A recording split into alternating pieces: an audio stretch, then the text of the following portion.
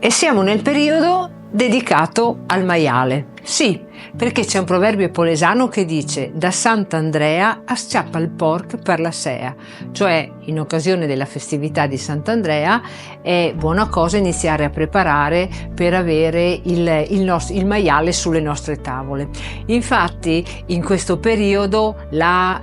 tavola polesana, ma soprattutto la cucina polesana, può vantare tutta una serie di piatti legati alla tradizione, e sono piatti che, come dire, corposi, con gusti ben decisi, che un po' ci riportano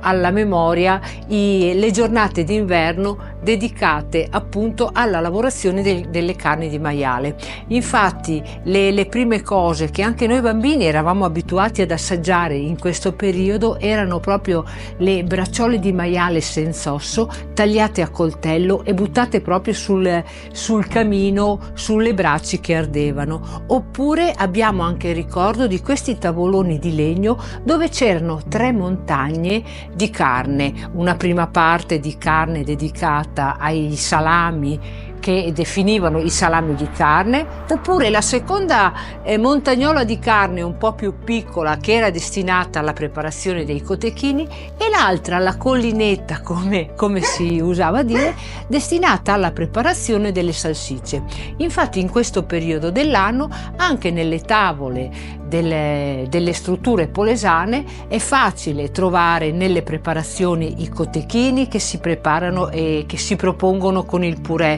oppure le prime salsiccette fresche proprio magari brasate nella padella, oppure trovare preparazioni che ormai sono poco in uso e che vengono proposte solamente in questo periodo dell'anno e che possono essere il cuore, il fegato di maiale cotto nella rettina, oppure i classici ossi di maiale bolliti, serviti con il sale grosso o con il cren. Il cren, che è una radice che spesso si trova nei prati e in qualche giardino di qualche casa, magari anche abbandonata, e che viene, e anche qui ho un ricordo di bambina, e che veniva preparato all'aperto perché era una radice particolarmente piccante e la cui lavorazione infatti emanava tutto